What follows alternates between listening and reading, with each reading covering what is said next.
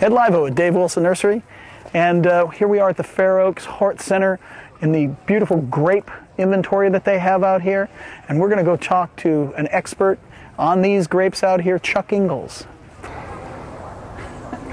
Hi, I'm Chuck Ingels with UC Cooperative Extension. I'm a farm and horticulture advisor, and we're here at the Fair Oaks Horticulture Center looking at our vineyard, and this is a vineyard of table grapes only, and this is an arbor with a Thompson seedless vine on it, and it's very productive. You can see that the trunk wraps around the post and then comes up here to produce the canes that produce the grapes.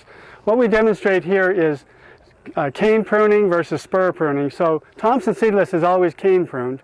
We have another one over on the other side that's a flame seedless, which is spur pruned. We have about 10 to 15 master gardeners who work on this project. And so there's a lot to do at this time of year. And we are demonstrating shoot thinning and cluster thinning and how to produce table grapes for the best and largest fruit.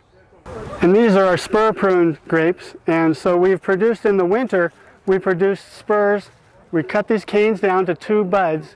And then now the new shoots have grown from the spurs and they're directed up and over these wires, which gets them kind of growing upward, but then they come out so they stay away from the fruit here and it doesn't get too dense. Notice how much space and light there is coming through here. That's what we're looking for.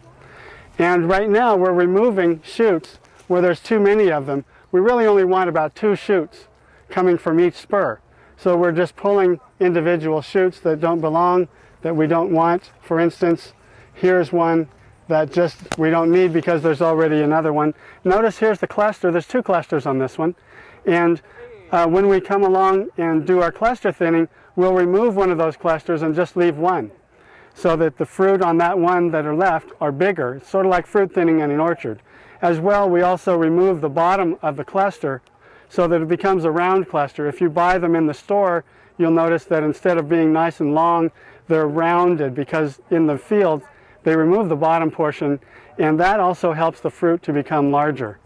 So here is a vine that has not been thinned yet. Notice how dense it is, the canopy, and that reduces the amount of airflow that comes through here. So later in the season this gets so dense that if there's a rain or anything, you can get a lot of rot.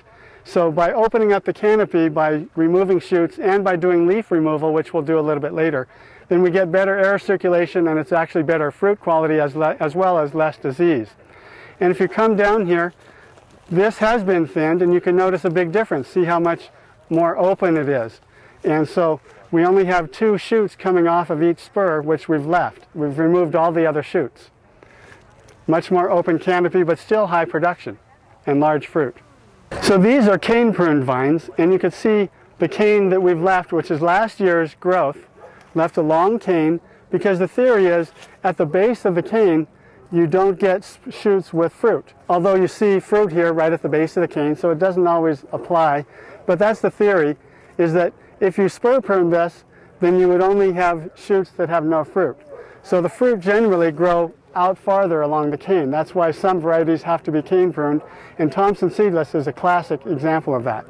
So how do you know whether to cane prune or spur prune? A lot of people ask us that. In the Western Garden Book and various sources, you'll find under grape, it'll have a table that has various characteristics of the different varieties. And one important characteristic is cane versus spur pruning. And it'll say for each of the varieties, and so for example, Thompson seedless must be cane pruned, flame seedless should be spur pruned. If you don't know and you have a vine, you don't even know what variety it is, do both spur and cane pruning. And if you get fruit form on the shoots that grow off of the spurs, then you should probably be spur pruning. If you don't get fruit that grow on the shoots coming from spurs, then you should probably cane prune. Spur pruning is generally easiest.